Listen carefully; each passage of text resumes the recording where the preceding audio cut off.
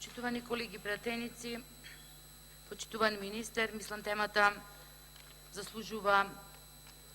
сериозност, затоа и направивме јавната расправа на кој беа присутни сите заинтересирани страни, меѓутоа имаше доста и професори, релевантни фактори кои точно видоа каде е делот на недореченоста во делот на овој закон, кој сакате да го поставите, а кој одите под мотото на праведност. Прво,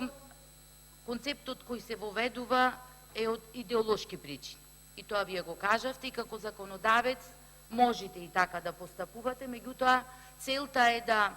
видите што со тоа ќе се постигне, дали ќе има добри резултати, меѓутоа приносењето на таквото законско решение да се служнат и забелешките на засегнатите страни кои ние како пратеници поднесовме амандмани, сите тие забелешки и кои за жал по големиот дел не ги прифативте, а ќе донесеа барем подобро законско решение, зашто имате мнозинство за да го донесете овој закон. Имено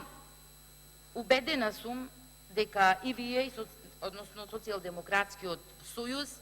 ќе ја доуништи македонската економија и имаме причини зошто тоа да го говориме, односно од материјалот што го собравме од сите заинтересирани страни, меѓутоа и од јавната дебата говори баш токму тоа. Затоа што како земја во развој во одреден период од 2006 и 2007 година имавме потреба од креирање на нови работни места и во тој дел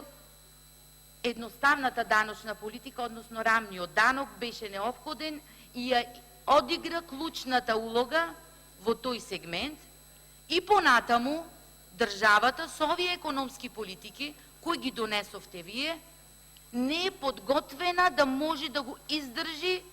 даночното оптарување, односно прогресивниот данок кој сега го воведувате. И на јавната расправа слушнавме многу од ваша страна аргументи дека тоа го направи Чешка и ја спомнувавте повеќе време, меѓутоа не сакавте да кажете дека тоа го направи и Чешка и Словачка после 25 години кога ја стабилизира економијата. Македонија во овој временски период и сега не е подготвена. Данокот директно ќе се одрази на платите на вработените, во кој се исплатува бруто плата од 90.000, работодавачите нема да бидат подготвени да ги зголемат платите за сметка на зголемениот данок и тоа ќе значи намалување на платите на вработените. Зголемените даноци, што е многу битно, значат и зголемена даночна евазија, кажавме многу пати, и стопанствениците, но ова особено истакна бизнис заедницата, пораст на сивата економија. Меѓутоа, мора да се каже, и покрај тоа што фрлате дрвја и камења по овој концепт, 20 земји од Европа го имат и се уште е имплементиран рамниот данок. Меѓутоа, понатаму да одиме зошто данокот на приходи, односно од доход, се удира тука во ваква земја и неподготвена, а не се гледа како е тоа во Холандија, Германија, односно каде што имаме поголем број и процент на богати луѓе, за разлика од кај нас, зашто кај нас најголемиот приход е од даночувањето на потрошувачката. Значи, ќе молам за една проекција, во која би требало вие да ни ја дадете,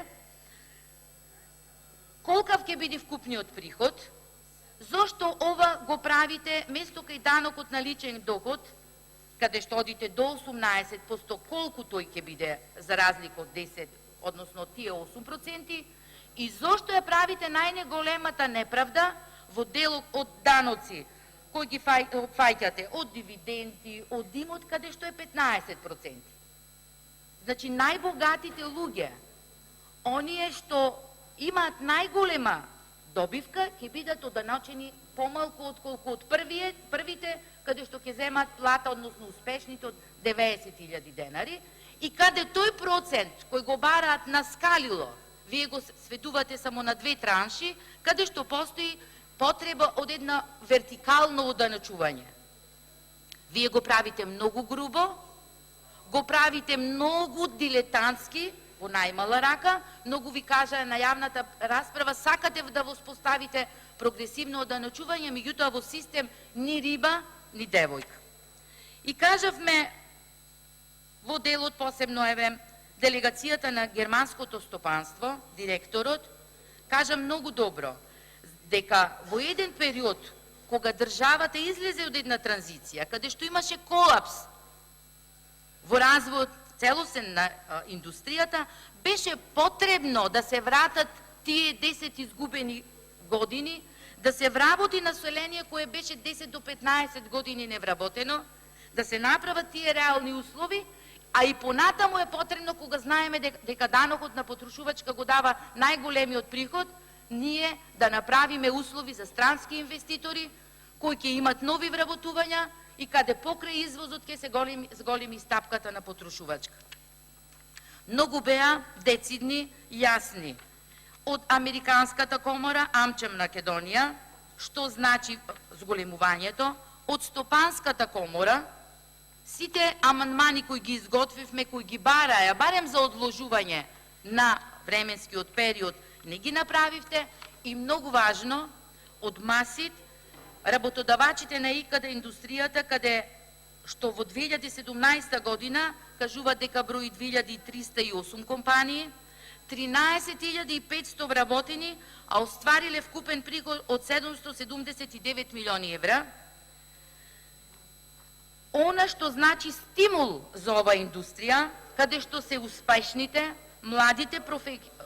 програмери, професионалци од ИКТ индустријата, вие давате можност за одлив, прво на мозоци, односно засилување на тој поголем одлив, на тие кадри, и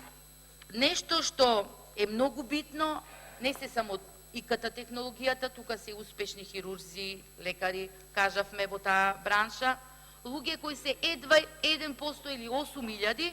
дали целокупниот трошок во воведувањето на овој персонален данок, односно данок од личен доход, ќе значи еднакво, односно колкава е пресметката на целокупната имплементација во управата за јавни приходи, каде што имаме многу сложен софтверски систем, каде што пресметката е дека ќе донеси многу поголем трошок во тој дел, отколку приходот што веќе се планира, односно она проекција која треба вие да ни ја дадете, колкаво ќе биде зголемувањето, односно колкав ќе биде тој вкупен приход. Мислам дека поголемиот дел на експерти, професори, ви кажаа дека не ви е доизработено, неиздржано, ќе настане поголема сива економија, даночна евазија, нема да биде очекуваниот резултат и ефект што со ова законско решение сакате да остварите. Вие ваше политичко, односно предизборно ветување, кое сакате да го спроведите, одите по принципот на праведност, што не е точно, затоа што и во самата јавна расправа, процентот на джини, кој значи прак меѓу сиромаштијата, е процент кој во изминатиот период е многу пати кажан дека е на ниво на многу земји што се многу побогати и напредни од нас, и јас тука ќе ги цитирам одредени проценти. Значи, ние имавме во 2007 година 42,8%, да во 2016 падне на 33,6%, значи во време кога имавме рамен данок. Значи, не придонесел прогресивниот данок, за да се намали тој джини процент, односно прагот на нееднаквост, и во многу други држави. И во Аргентина, Мексико, Бразил, во една Америка што е енормно богата, е повисок и е 41,5%. Значи, не кореспондира со прагот на нееднаквост, со направедност што вие сакате да ја прикажете, дека од 1% на некој многу богат и енормно, од кој треба поголем да е процентот на одоначување кај нив, а вие ги одоначувате со 15%,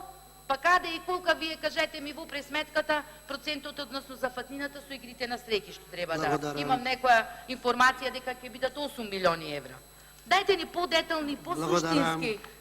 образложенија за овој закон.